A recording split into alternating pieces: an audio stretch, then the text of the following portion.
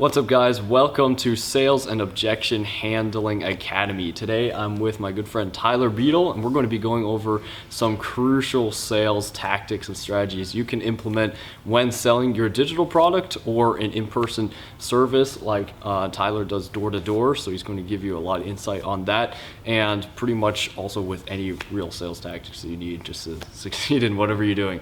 Okay, so you mind introducing yourself real quick and letting us know how you kind of got into sales in the first place? Yeah, totally. So my name is Tyler Beedle. I actually I have an academy and teaching sales. So we teach people how to do door-to-door, essentially how to sell window cleaning door-to-door, but there's a lot of money to be made in it. Our students do anywhere from $1,000 to $3,000 a day selling door-to-door, and this is profit. And it's a super basic process, but we run them through. How I got into sales is actually jumping into the door-to-door space. Well, first off was my handyman business, which I had ran, but that was more, personal. We get the lead, we go out there, sell it. It wasn't cold selling, so it's a completely different realm. But yeah, that's how we jumped into it. But then we jumped into then I jumped into the door-to-door space and started learning how to do that, and it was again a whole different realm. I've been doing this for some years now, and we've been essentially just selling anywhere from $500 to $3,000 a day worth of window cleaning jobs door to door ourselves. And then now I have a sales training program where we teach people how to do the same thing again. So how to do door to door, neurolinguistics programming, body language, tonality, all these different sales psychology tactics to get people to sell better at the door. We also teach people just kind of how to start from A to Z, but our main focus is selling, because obviously getting out there, we want you to make as much revenue as you can. So that's kind of like my background in sales. What I'd say, jumping into the actual sales training for you guys, what I'd say the most beneficial is, obviously it sounds basic, but it's objection handling. Overcoming the common objections that in your niche is going to be the most beneficial thing that you could do in your sales efforts, because people talk about the back end stuff. Of course, there's analytics and KPIs and all this different stuff that you need to focus on. What the really most beneficial and important things are is getting the lead onto a call or in person and selling the lead, you making money. So Yep. Number one thing, dude, is just selling. Mm-hmm. I love that. So before we dive into it, obviously Tyler is super credible in his field. He's been doing this for years. So I recommend you guys get out a notebook and a pen, or use Google Docs, whatever. Take some notes here. He's going to be dropping some absolute fire. All right, so just make sure you're paying attention. Take as much out of this as you possibly can. So let's just dive into, as a beginner, right? As someone who doesn't have any sales experience and someone who, wants to get, their first experience in sales, whether that be, door to door or, selling a digital product like a course or an info product, how would you recommend them approaching the first steps? So again, I think, just the sales aspect, right? So study. You're gonna want to figure out what your niche's most common objections are. You're gonna want to figure out what avatar you're looking to sell to, so you can adhere to that. You're gonna want to look for just the nitty gritty stuff. Obviously, jumping into it, you're not gonna have all these different thought patterns that you're not gonna know what to look for exactly. So it's kind of just, you're gonna have to jump into it as best as you can. Learning how to sell and how to do all this stuff is going to come with experience, because obviously if you have a mentor jumping into it, it'll be way more expansive. It's way better, easier. But if you're jumping into it yourself, obviously, again, you're not going to have these thought patterns of knowing what to study and knowing what to do, but you're going to have to figure it out on your own. So the best advice, because I can recommend this to, say, door to door. I mean, we can give you certain order of operation, but I don't know your niche. So obviously you could be selling digital, you could be selling to cold or warm or hot people, leads, and it's a whole different realm. So what I'd say, just what you need to focus on, just figuring out what your niche's problems are, what you can help with. I'd say, don't look to just make money, look to help people, because that's really going to help you kind of figure everything out. You're not out there just trying to sell someone at their expense. You're actually trying to help this person. So this will help you just kind of like, if you can get that mindset, it'll help you a lot to just figure all the problems out instead of figuring out how can I make money and how can I turn this person into a customer. So I guess that could be a point, is just figure out like what your niche's problems are and just try to solve them. Like figure out, the avatar and ask the prospect or whoever it is, like, oh, what do you really have wrong with you? Why are you here today? How can I help? Or you could be like, hey, well, we're here offering this. You have this problem. Here's how we can help. So that's cold, right? So like, it's just, again, it's very expansive. So just figure out the problems in your niche and try to solve them. So if you guys caught that, he was talking about getting a coach or, a mentor behind you. This is something I don't think you can really escape getting into the entrepreneurship world. Yeah. The idea of like a solopreneur, of just doing everything yourself, is very difficult to do. Yeah. You can always make it, right? There are tons of people who have, but it's much more difficult when, you're figuring out everything on your own. And you might as well, have someone with the experience that you want kind of behind you, so that you're not running into the same problems that they are. Okay. Yeah. So that's something key to note. You want a coach or a mentor or multiple of them sometime in your journey, right? And Tyler's great at that, so hit him up if you want mentoring. You were talking about the mindset a little bit of getting into sales. So the mindset you should have is kind of, you're providing value, you're solving problems, right? You're not just there selling a product, you're solving problems, right? What are some other mindsets you should have when approaching sales? I'd say just have grit. Like, sales is hard, dude. Especially if you're doing cold. I mean, it's hard. It's a pain in the butt. People who are just like, get the fuck off my doorstep, or I don't want to talk right now. They'll hang up the phone on you. I mean, you're going to have grit, have tenacity, like pull through on everything that you say you're going to do and that you start. It's the goal, dude. Like, it's in sales, again, it's going to be difficult, but the number one thing I'd say you need to do is just figure out how you're going to get through this and how you're going to handle this. Like, I guess, analyze yourself in every situation and just wonder how you can do it better every time in every scenario. All right, now diving into the real juice, let's talk about body language, maybe some tonality, and what are some tips you could give on that? Yeah, so how you act in sales is a huge thing. So like, obviously that encompasses tonality, body language, your verbal pauses. It's strategic. Like, if you're whether you're doing door to door, it's online, like you're it's on a Zoom. It's kind of in the same realm. You're talking with your hands, you're doing such things like that. Like, when I sell, I talk a lot with my hands to give people a visual of what I'm talking about. So if I'm trying to sell you on, let's say, a coaching program, I'm going to be like, yeah, so it's actually a silver line box. Everything that we offer is all within this box. And what we're going to be doing for you is we're running through all the modules. And I'm basically talking, obviously, with my hands, giving people a visual of what I'm talking about. Because when someone doesn't understand something, they're not going to buy it. So you have to make them understand as best as possible. So whether I'm doing door to door, I'm on a Zoom call selling, it's kind of within the same realm. You want the prospect, you're trying to deliver what you're offering to the prospect, like exactly how you feel about it, and making them feel the same way about it. So, obviously have confidence in your product and what you're offering, because it conveys through how you talk about it, etc. So the goal is really just to create a pain point, right? Create a pain point in their mind that they need this, and if you can add scarcity to it. And just really try to handle any and every objection that they have for it. Because obviously people are going to have objections. It's a finance objection, or it's a timing objection, or whatever it may be. If you can, like, I'd say one of the biggest things is handling objections, but if you can overcome those, you can kind of, everything else will play into it. Because, and also, again, like, you just want to figure out what this person's problems are and solve them. You're not out here trying to sell people at their expense. So that's another big thing in mindset, I'd say, is just try to be as genuine as possible towards this person. Like, try to be as empathetic to their situation, so they feel that energy, and they know that you're trying to help them. You're not trying to sell them at their expense. So I've heard the conflict of, when you're selling your product, should you go down the route of selling the concept and selling, the strategy that you're teaching. For example, window cleaning, right, is your business. Like selling the idea of window cleaning, as the program, or should you kind of market it as, actually giving details about the product and actually, informing the lead about exactly what they're going to get? What do you think is more important, or should you do both?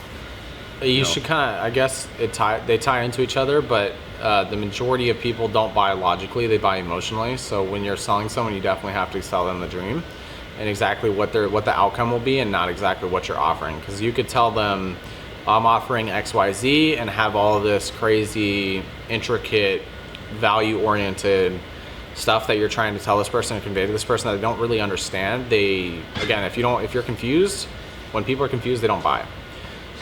So that's definitely just a huge thing. Is just focus on selling the emotion or selling the dream. Obviously be reasonable and be real about it. Like, don't sit here and tell someone like, oh, you're gonna get $1 million the next day, or you're gonna do all this, because it comes off as very ingenuine. So sell the dream, but don't sell the dream too much. But yeah, they definitely tie into each other. So definitely throw in value as well. Like, don't just be out there just splurting out like, yeah, this is gonna get you this point, because it's gonna sound ingenuine. So just tie it in. We're gonna get you this point by helping you with this, and then this is gonna help you with this. Again, don't make it jargony and don't explain too much details, but convey value and just tie it into each other. Yeah, there's a phrase, throwing up on people, right? When you're just, all you're doing is just explaining facts about your product and why they should buy, and that doesn't really work. I've had a problem with that in the past, so just don't try to throw up on people, dude. Yeah, how much should you reveal about your product then? Like, should it be just enough so that people know what they're getting into? Or enough to get them to understand what they're buying into, yeah. Like, don't throw up on them. Like, don't tell them the intricacies of everything. Like, when I explain my program to people, I'm not telling them like exactly what we're offering. I'm not telling them, yeah, we're giving you NLP and neurolinguistics programming, and then we're going to teach you body language, and the body language consists of, talking with your hands and blah, blah, blah, blah, all this throw up, right? You don't want to do that. So just try to convey as much value as you can in a short, like a little box. Like, try to give them this little box of value so they understand what they're getting, but then also like the bigger picture is to sell them that when you get this box in your hands, when you open it, this is what it's going to give you. This is the big picture. Sell the dream. So, yeah.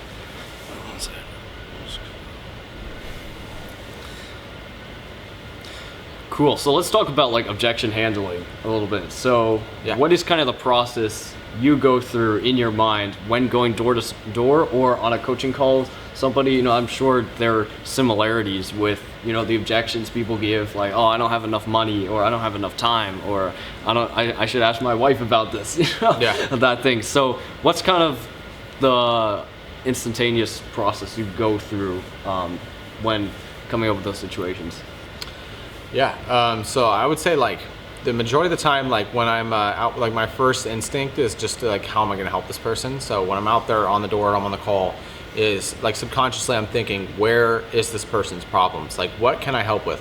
And this is to get a strategic standpoint on who, their problems, so I can kind of use that. I wouldn't say use this against them, but use this to my advantage to sell them into whatever I'm selling, right? But obviously not sleazily. I'm not selling them at their expense, but I'm trying to gain an understanding of what their situation is, because people could have a really bad financial problem, and you could be offering $1 million to them, and you can make it sound like the worst offer on the earth, and they won't want it because the way you made it sound. So if you can focus on just focusing on like how you can help this person and how you can convey, again, just like I was saying earlier, like the value and the big picture to them, that's the big goal. So just going into any sales interaction, you're going to want to focus on what their problem is and how you can help them with that problem, and explain how you can help that problem to them effectively to make them in turn want to buy whatever you're offering.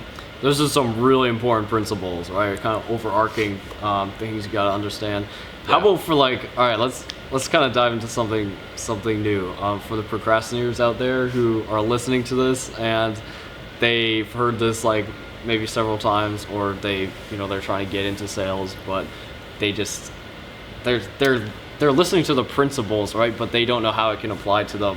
Why don't we kind of, if you mind, why don't I ask you a couple questions, like some objections, and you kind of just like you give your first, response to that, kind of like how you usually do with objections. Yeah, that'd be a cool. role play, you're saying? Yeah, almost like a role play. Yeah, let's do it. So, well, maybe I'll not like impersonate anybody, but how about like I'll just give you a question. Like, all right, how about with the objection of you're doing door-to-door sales and you're selling a window cleaning job. So this can be applicable to pretty much any business that you're in. Okay. How about I say I don't have the money to do that right now.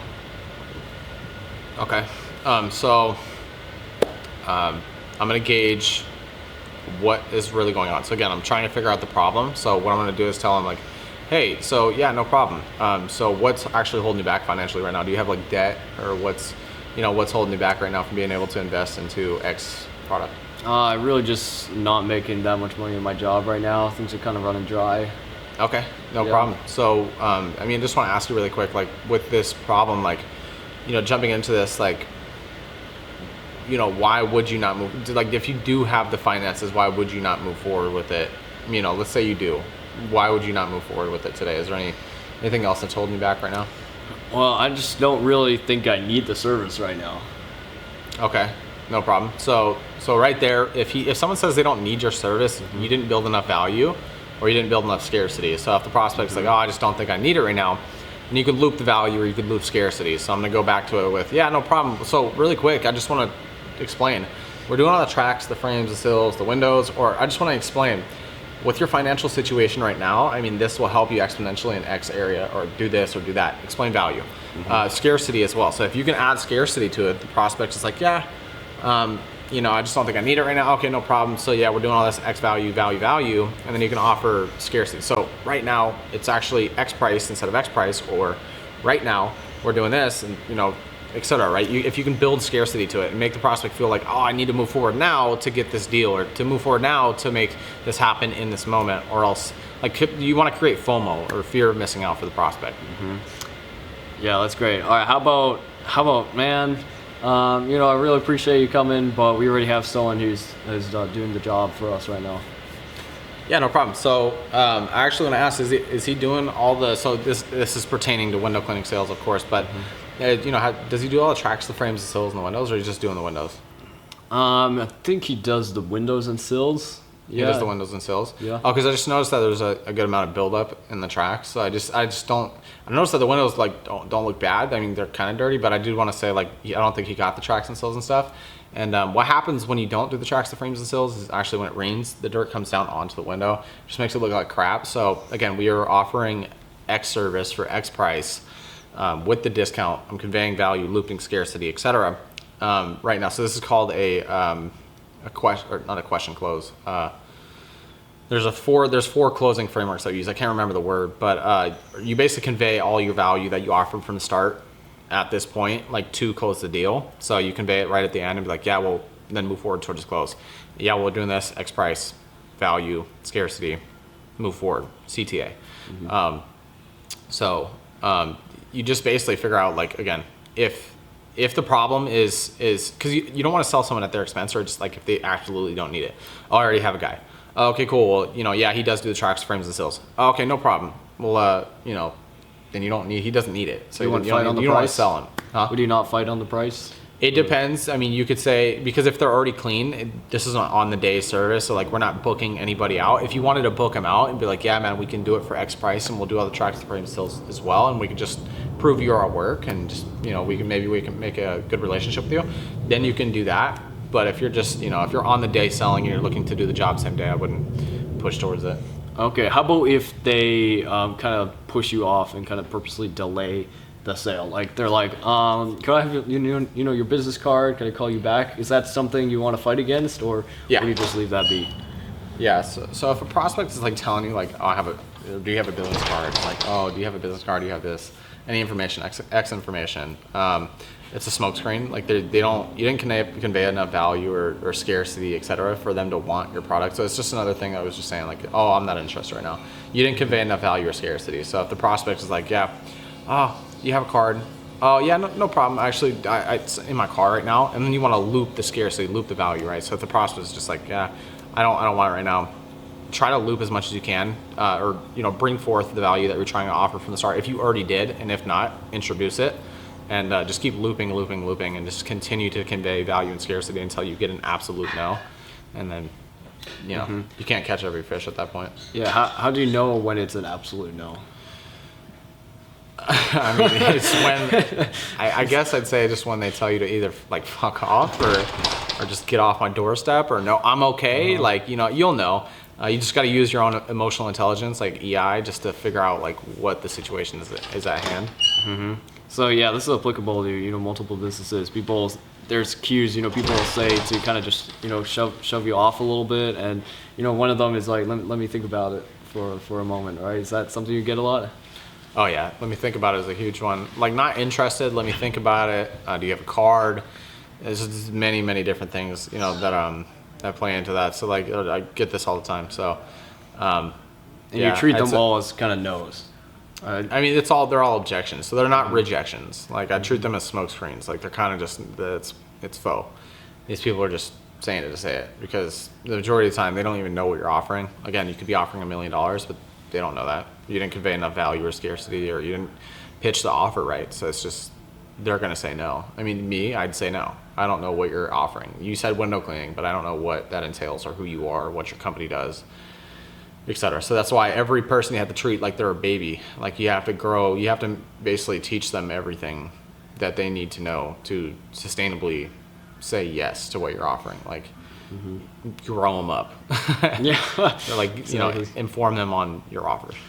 Just sidetrack a little bit. How would you deal with like negative reactions and hate in a way? How should someone deal with that, especially if they're more of an emotional person? Should you be in sales at all if you're emotional? Oh, so like yourself, you're saying, or the yourself. prospect? Yeah, yourself. Honestly, like, if you're just, I don't know, I guess if you're emotional,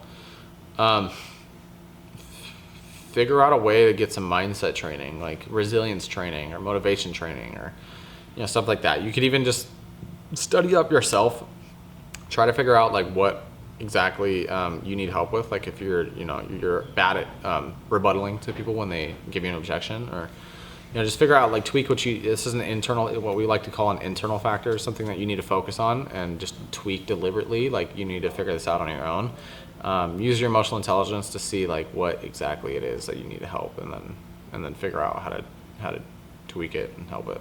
Boom. So what does your I really appreciate you sharing that. Do you have kind of like a go-to script that you use? Let's say you are launching like a new product or something, and maybe it isn't quite related to window cleaning or even selling a digital product, just like a stock product. Just, it could be physical, digital, anything. Like, is there any like foundational script that you kind of go to when leading a call with, let's say, a warm customer, like an inbound lead? You get on a call with them. What are like some steps, maybe like 5 steps that you'd follow, or something, whatever you have in mind that you kind of use to take the sales call to a close? I used to follow White Rabbit. It's called the White Rabbit. It's like a framework. You guys can look it up, but the White Rabbit's cool. You could use just figure out the framework that works for you. Obviously, introduction, build value, build scarcity. There's a start, the middle, and the end. So you just got to figure out what your start, middle, and end is. Look up the White Rabbit. It's a really good framework. But as of right now, I have everything kind of ingrained in my brain. Like, I don't really follow it's after time, you don't really need to follow a framework, because it's already, to convey, or introduction, convey value, scarcity, a loop if there are objections, then close, like CTA, like, so, but yeah, just figure out what your framework is, and then go from there, and you'll end up getting it down like concrete, and you'll be out there just doing it. Great, that's great stuff. So you kind of jumped into what it would be like as an advanced salesperson, right? You have everything in the back of your head. You can pretty much just go ahead with that. That's, I think, a great goal to kind of pursue. Yeah. But someone like a step below that, like, I know you mentioned the White Rabbit framework. or maybe any other frameworks you'd recommend? Well, so I mean, there's the layer, objection handling framework that we like to teach as well. It's the layer method. So it's listen, acknowledge, explore, respond. So listen to what they're saying, acknowledge what they're saying, and then explore exactly what they are saying, and then respond. So their objection is, I just don't have time right now. Okay, listen, explore, or listen, acknowledge, and then explore, and then respond to it. That's a huge framework that I'd say you could use. Great. Appreciate it, man. Hey, thank you for this. This has been amazing. Hope you guys have taken some value away from this. And yeah, I'll see you guys in the next episode. Appreciate it, man. Awesome.